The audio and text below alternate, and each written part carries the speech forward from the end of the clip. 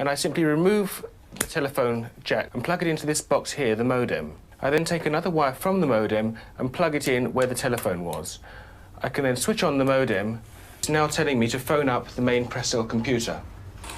So it's a very simple connection to make. Extremely simple. I'm now waiting for the computer to answer me. And things are starting to happen. Things are starting to happen. Why did you buy a computer?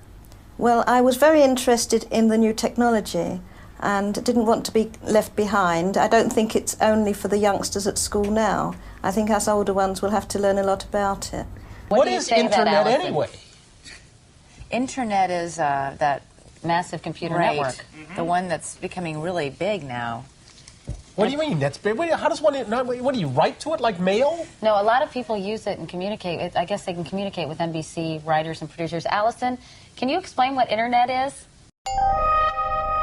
The world is in financial disarray. Currencies failing, economies in wild flux, jobs being lost.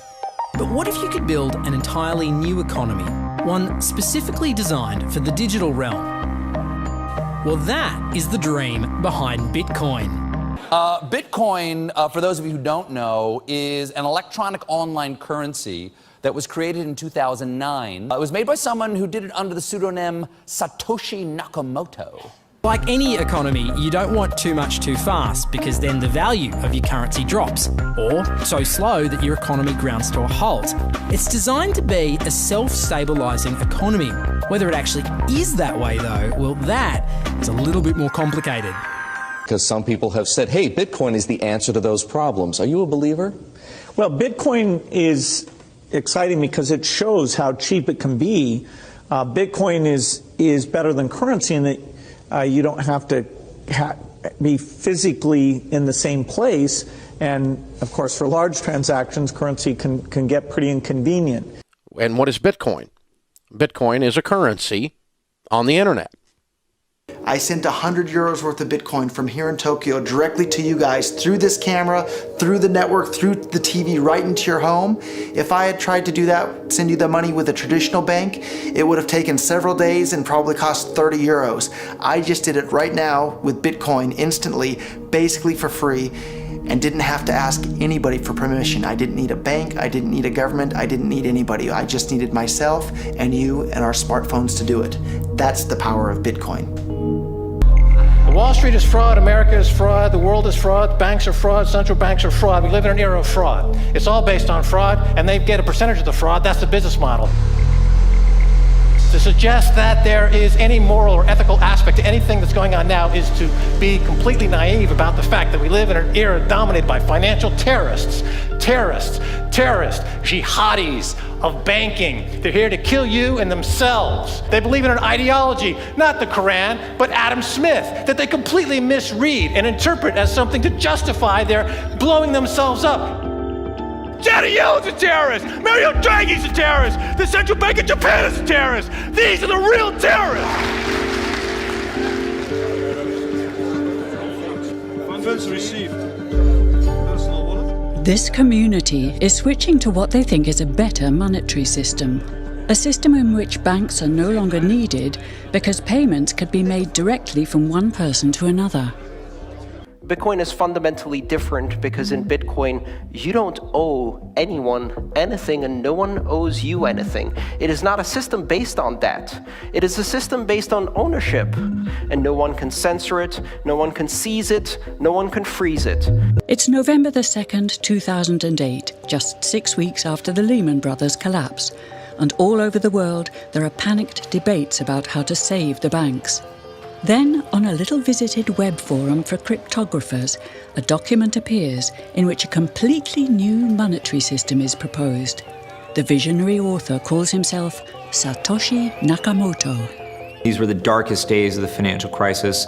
So that to me suggests a very clever mind that saw an opportunity, the perfect opportunity to introduce a new radical technology and a new radical approach to money and finance at just the right moment when people would be very open to making this big shift that's required to adopt a new currency. What's exciting for me is like a global economy. Right now we say we have a global economy, but I can't take $1 and give it to you in the Netherlands and then you know what to do with it, right?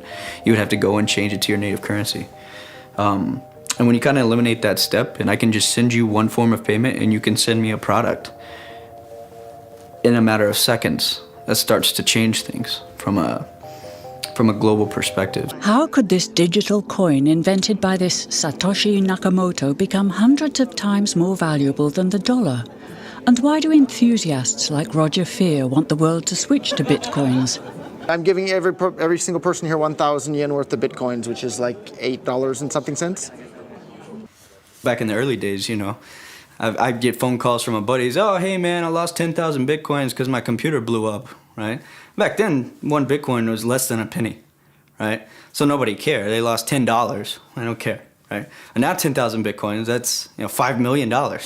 That's a big deal, right? Bitcoin is a decentralized electronic cash system that uses peer-to-peer networking along with digital signatures and cryptographics to generate currency. Now, with traditional money, think dollars, the euro, pesos, you've got a central bank, like the Federal Reserve. They issue the currency and they print more or less cash as needed, but not with Bitcoin. It looked very different to me. I mean, as soon as I heard the word decentralized and the fact there was a network powering this currency rather than a central issuer, that immediately captured my interest as something quite different based on what little I knew about alternative currencies at that time. The government couldn't come in and shut down a server and end Bitcoin. It would have to shut down the entire internet or turn off the electricity grid to stop Bitcoin. And so that was really attractive. So gold is kind of hard to divide. Bitcoin divides down to 8 decimal points instantly, super easily. Gold is really, really difficult to transport. If I want to transport gold from here to Moscow, it'll cost a bunch of money to do that, and it's dangerous, and you have to have armed guards and who knows what. With Bitcoin, I can send Bitcoin from here to Moscow or to Holland instantly, just like that, basically for free. I don't have to pay for a bunch of armed guards. It just happens almost like magic. If you ever ask somebody why they think gold's valuable, they can't ever really tell you. They always give you these like weird stories around, oh, it's like a precious metal, isn't it? It's pretty. While we think it has all this intrinsic value of gold has been largely constructed in people's heads, often by actually like association with power, association with religious figures. Bitcoin has potential for similar types of construction. Inventor Satoshi Nakamoto has completely relinquished his control of Bitcoin. But he does own 1/20th of all Bitcoins himself. So if one day Bitcoin does become widely accepted as a currency, he will be one of the richest people on Earth. Satoshi invented one of the most important inventions in the entire history of humankind that's going to improve the lives of everybody on the planet for the better. If he had half of all the Bitcoins, he would still deserve it. A lot of people have asked me who Satoshi is since I got in so early. I think I've got a pretty good idea, but I like to keep that one close to my chest. So. Why? I mean, tell me. Because I'm not 100% certain. And the reality is it doesn't really matter, right? It doesn't matter who Satoshi is. Why did he disappear, you think? He undermined the ability of every single government on the entire planet to control the money supply. And that's how every single government in the world is controlling their citizens and their economies today. And he just basically, knocked their feet right out from under them with the invention of Bitcoin. And I'm sure that's going to make a lot of people who want to control other people by force really, really upset. So yeah, I think it's really, really smart for him to have disappeared.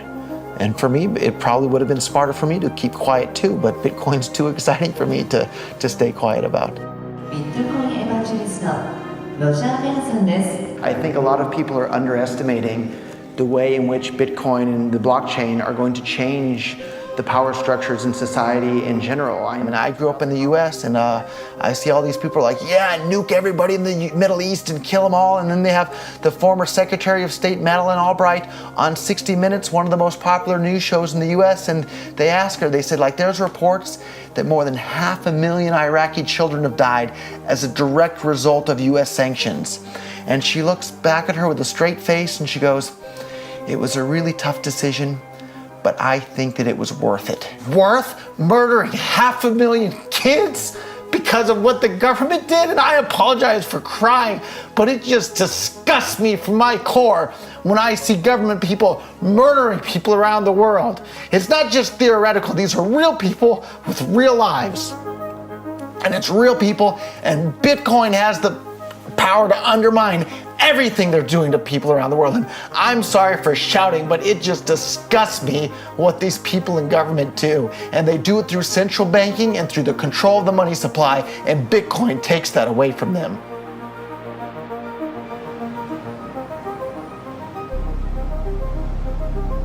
You can buy Bitcoin at the Shell station. Check it out. $0 to $2,000. Put your phone number in here. Put the code in. Scan it. Got my reader. Oh, I gotta put the cash in. Good. Got $2. Hit finish. Oh. $2 in Bitcoin. Just like that. From this machine. I just turned cash into digital currency. So thinking that it's too late to get involved in Bitcoin is like thinking it's too late to get involved with the internet or too late to get involved with using a cell phone. Like, it's not too late to get involved with Bitcoin. If Bitcoin becomes really popular all over the world, Bitcoins are going to have to be worth at least tens of thousands of dollars a Bitcoin, if not hundreds of thousands of dollars per Bitcoin. So thinking it's too late to get involved with Bitcoin is like thinking it's too late to get involved with using the internet. Of course not. Like, it's ubiquitous in our lives, and Bitcoin's going to become ubiquitous in our lives as well.